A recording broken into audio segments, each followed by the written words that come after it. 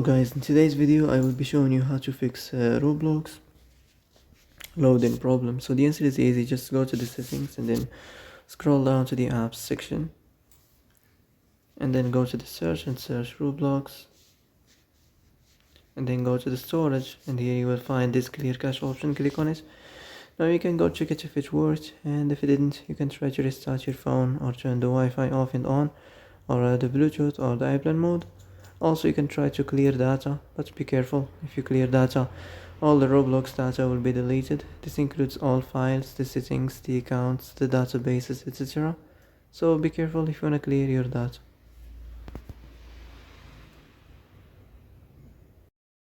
Oh, that's it for today's video. I hope this is the answer you've been looking for. If you like this video, don't forget to like and subscribe. And that's it. See you in the next video.